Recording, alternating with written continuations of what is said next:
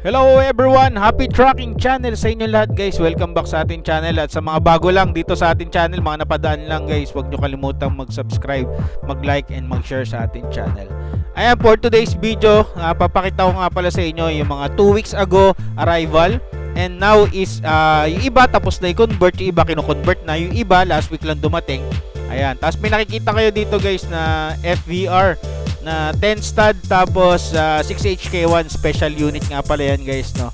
Mga nasa around 24 feet, 26 feet, no. Eh kita nyo, ang engine yan guys is 6HK1 lang, no. Galing. 6HK1. Pero special unit yan guys, no. Hindi lang siya basta-basta 6HK1 na akala nyo i-compare nyo sa ibang engine na 6HK1. Ibang engine po yan. Pero although 6HK1, pero iba yung performance yan, iba yung mga granahe yan, iba yung mga size, no. So, ayan, steel flooring pa siya. Kita nyo, no? Na maganda yung kanyang chassis, makapal yung mga gulong. Pero, after nyan, syempre, sisili pa tayo sa iba, no? Para ipakita ko din sa inyo yung ibang pwede nyo pang makita. Actually, may mga kaparehas din yan. Meron ding mga 10-wheeler category na, no? Pero yan. O, kagaya na to, 12-wheeler na bubble top, oh. Ang ganda, oh. So, hindi pa natin malaman kung anong engine niya. Pero, syempre, mahimili na lang kayo. Dalawa lang naman yan, guys. 6R10 or 6M70, no? Yan. Tapos yung mga mulye niya, yan, depende pa yan, no? Kung gusto niyo pa mulye, pero kadalasan niya mga airbag. Oh. Kagaya nito, FBR din ulit, oh. Ganda, oh. Nasa around ano naman to, 24 feet lang. Yun kasi yung isa-isa parang nasa 26 feet.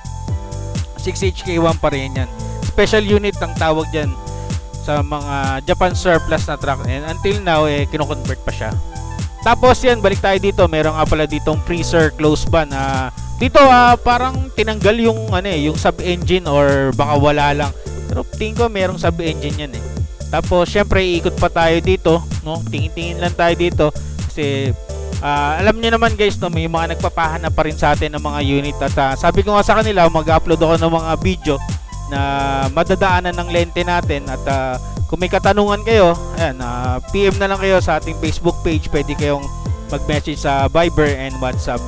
So dito guys, na intriga lang ako dito sa unit na tong lalapitan kong tractor head. Ewan ko, pero akala ko kasi nasa new page. Akala ko new page siya, pero 6-wheeler nga pala to na nasa old face, no? Ayan, no? Tractor head. So for sure ito, mga presyo niya, mga mura lang yan, no? Mga sa 1.3, 1.2. Mga elf, ang dami dito guys, mga elf forward na freezer yan. Kung naghanap ka ng mga freezer, huwag kayo mag-alala, hindi kayo maubusan dito sa yard na to. By the way nga pala, nasa Japan nga pala ako dito. Kaya sana makatulong tong video na to kung kayo yung mga naghanap ng mga truck nyo. Ayan, no. Tapos dito may mga kino-convert din ng mga close band freezer. Kaya sa mga naghanap dyan, pumunta na ho kayo agad dito dahil marami pong mga new arrival. At alam nyo ba guys, lahat po ito is category po nito is for sasali ito sa auction. Kung hindi man na mabibili dito sa Subic, abangan nyo yan doon sa auction tuwing Wednesday. Yan. Tapos meron din ditong pogi din itong Hino na to. Ayan, kikita nyo. Meron din kasi tayong mga buyer ng mga Hino, pero mas gusto nila yung medyo chrome face. Yun lang guys, maraming salamat. Happy Trucking Channel everyone. Thank you, bye bye, and God bless.